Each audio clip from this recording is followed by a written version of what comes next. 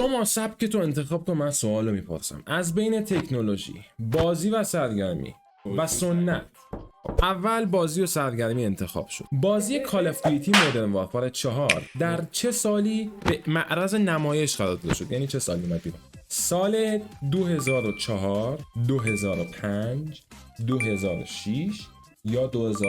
سال چند انتخاب کردی؟ 2007. از کجا میگم جوری هم به هوا؟ درست.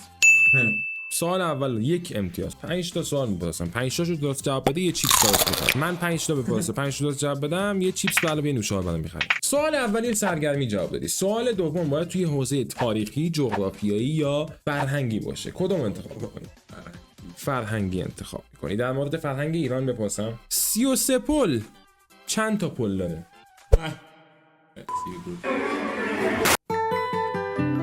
گزینه 1 33 پل، گزینه 2 35 پل، گزینه 3 32 پل، گزینه 4 40 پل.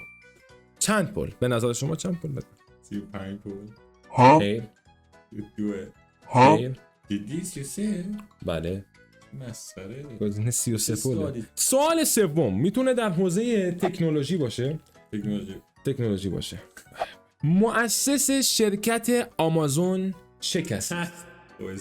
میدونی؟ اسم 1 آی گیتس، 2 آی جابز، 3 آی بافت و 4 آی بیزوس.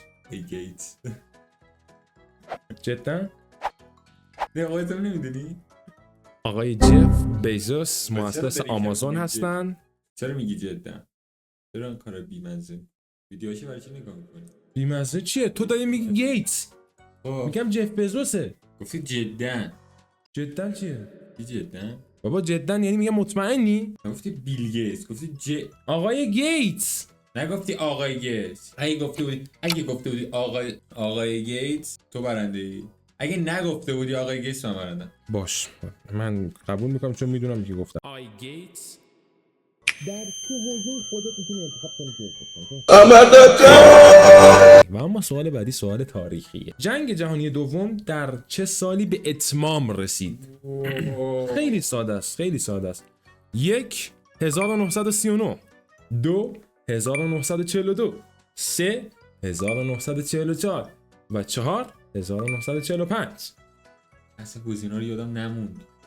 از گزینه 1 تا 4 کدوم انتخاب می‌کنی؟ 1. اشتباه گفتی. جنگ جهانی دوم در سال 1939 آغاز و در سال 1945 تموم شد. اشکال نداره. هنوز یک مهلت دیگه داری و سعی می‌کنم این سوال رو کی قراره اون یادش بمونه؟ داداش خیلی هم میدونن جنگ جهانی خیلی چیز مهمیه. نه اصلا چیز مهمی نیست. چرا مهمه؟ تموم شدنش، مخصوصا تموم شدنش اصلا چیز مهمی نیست. چرا مهمه؟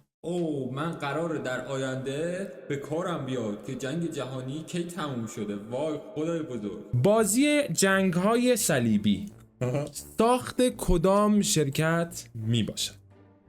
1 رمدی گیمز، 2 فرام سافتور، 3 ناتی داگز و 4 فایرفلایز. 5 گزینه، 1 پاسخ نه 2 پاسخ صحیح. امتیاز کسب شده 2 امتیاز. آیا به چیپس دست پیدا خواهد کرد؟ دست یافتن به چیپس چیز راحتی نیست. در پارت بعدی مشخص میشه که برنده چیپس منم یا ایشون. فعلا که 2 تا رو فقط درست جواب داده و باید ببینیم من چند تا درست جواب میدم. Good night, girl. I'll see you tomorrow.